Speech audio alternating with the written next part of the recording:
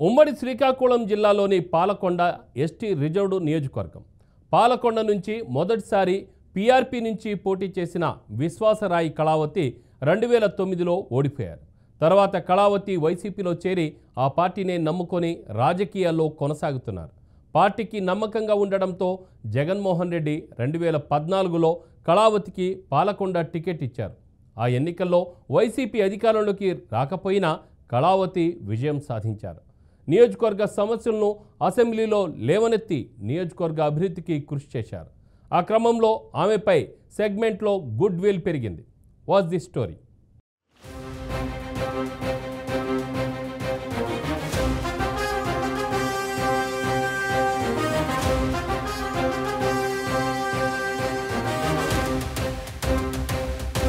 విశ్వేశ్వరాయి కళావతి సామాన్య గిరిజన మహిళ. తమ ప్రాంతాన్ని అభివృద్ధి పరచాలనే లక్ష్యంతో రాజకీయాల్లోకి వచ్చారు. శ్రీకాకుళం జిల్లా పాలకొండ ఎస్టీ రిజర్వ్డ్ నియోజకవర్గంలోనే కాదు, జిల్లా వ్యాప్తంగా ఆమెకి గుర్తింపు ఉంది.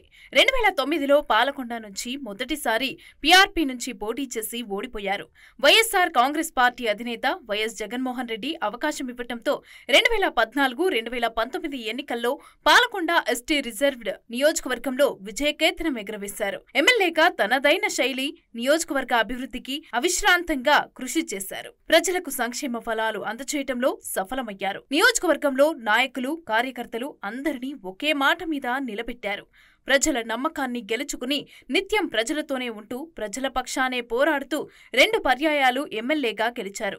ఎమ్మెల్యేగా స్థానిక గిరిజనులకు 54,000 ఎకరాల పట్టాలు ఇప్పించారని ప్రజలు ఆమెకు బ్రహ్మరథం పట్టారు. ఏజెన్సీలోని గ్రామ సచివాలయాల్లో ఉద్యోగాలు, 50 ఏళ్లు దాటిన ప్రతి ఒక్కరికి పింఛన్లు ఇప్పించి స్థానిక గిరిజనులకు మరింత చేరువయ్యారనే టాక్ ఉంది.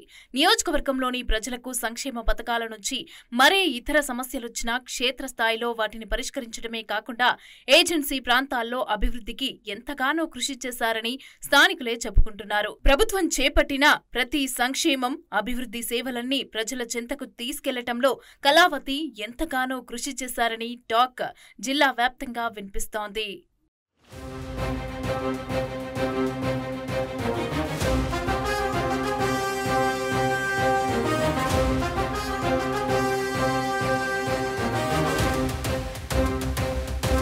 వరుసగా 3 సార్లు ఎన్నికైన కళావతి ఈ మధ్య జరిగే ఎన్నికల్లో ఓటమి చవిచూశారు. పీజీ పూర్తి చేసిన ఆమె 2002లో రావెన్షా కాలేజీ నుంచి ఎకనామిక్స్లో ఎంఏ పూర్తి చేసింది. ఆమె ఆర్టీసీ ఉద్యోగి, సహకార శాఖ నుంచి డిప్యూటీ రిజిస్టర్. కళావతి ప్రజారాజ్యం పార్టీలో చేరారు. 2009లో ఎమ్మెల్యేగా పోటీ చేసిన ఆమె ఎమ్మెల్యేగా ఓడిపోయినా ప్రతిపక్షం ఉన్నప్పుడే ప్రజల బాగోగుల గురించి ఆమె ఆలోచించటం, నియోజకవర్గ సమస్యలు, అభివృద్ధిపై దృష్టి పెట్టేవారనే టాక్ ఉంది. ఇక అనంతరం ఆమె వైఎస్ఆర్సీపీలో చేరారు. 2014లో వైఎస్ఆర్సీపీ నుంచి పాలకొండ నియోజకవర్గం నుంచి శాసనసభ సభ్యురాలిగా ఎన్నికయ్యారు. 2019 ఎన్నికలలో కూడా వైసీపీ టికెట్ దక్కించుకున్న ఆమె రెండోసారి ఎమ్మెల్యే అయ్యారు. కోవిడ్-19 లాక్డౌన్ సమయంలో ఆమె ప్రజలకు మాస్కులు, శానిటైజర్లు, కూరగాయలు, బియ్యం పంపిణీ చేశారు. వలస వచ్చిన వారికి మాస్కులు, శానిటైజర్లు, ఆహారం అందించి వారికి ఆర్థిక సహాయం, గ్రామాల్లో సోడియం హైపోక్లోరైడ్ ద్రావణాన్ని పిచికారీ వంటి సాంఘిక సంక్షేమ కార్యక్రమాల్లో కళావతి ముందుండేవారు. పేద ప్రజలకు ఆర్థిక సహాయం, ఉచిత రక్తదాన శిబిరాలు, నియోజకవర్గంలో సీసీ రోడ్లు, డ్రైనేజీలు, వీధి దీపాలు, నీటి సమస్యల వంటి అభివృద్ధి కార్యక్రమాల కోసం పోరాడేవారని టాక్ ఉంది.